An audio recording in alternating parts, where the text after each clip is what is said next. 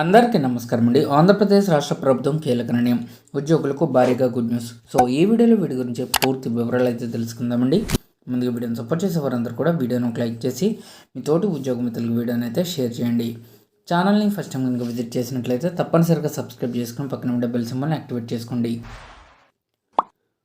ఆంధ్రప్రదేశ్ రాష్ట్ర ప్రభుత్వం కీలక నిర్ణయం తీసుకుందండి. ఉద్యోగులకు భారీ గుడ్ న్యూస్. సో ఆంధ్రప్రదేశ్ రాష్ట్రంలో కీలక నిర్ణయం తీసుకుని రాష్ట్రంలో ఉద్యోగులకు గుడ్ న్యూస్ అయితే అందించింది ఏపీ ప్రభుత్వం. రాష్ట్ర ప్రభుత్వ ఉద్యోగులు ఉపయోగించే చైల్డ్ కేర్ లీవ్ల విషయంలో ప్రభుత్వం కొత్త సడలింపులను ప్రకటించింది. ఉద్యోగుల యొక్క విన్నపాలను పరిగణలోకి తీసుకుని అవసరానికి అనుగుణంగా నిబంధనలను సడలిస్తూ అధికారిక ఆదేశాలు జారీ చేయబడ్డాయి. ఇప్పటి నుంచి మహిళా ఉద్యోగులు మాత్రమే కాదు, ఒంటరి పురుష ఉద్యోగులు కూడా చైల్డ్ కేర్ లీవ్లను వినియోగించుకునే అవకాశం కల్పించబడింది.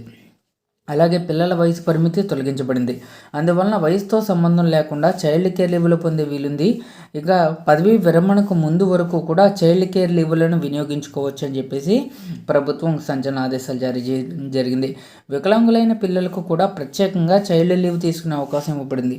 ప్రభుత్వ పాఠశాల, కళాశాలలో చదివే పిల్లల అనారోగ్యం లేదా సంరక్షణ అవసరాల కోసం లీవ్లను వినియోగించుకోవచ్చు. ప్రస్తుతం 180 రోజుల చైల్డ్ కేర్ లీవ్ను గరిష్టంగా 10 సార్లు మాత్రమే పొందగలిగే అవకాశం ఉంది. గత ఉత్తర్వుల అమలుతో పాటుగా ప్రభుత్వం అదనంగా సడలింపులు ప్రకటిస్తూ ఆదేశాలను జారీ చేసింది.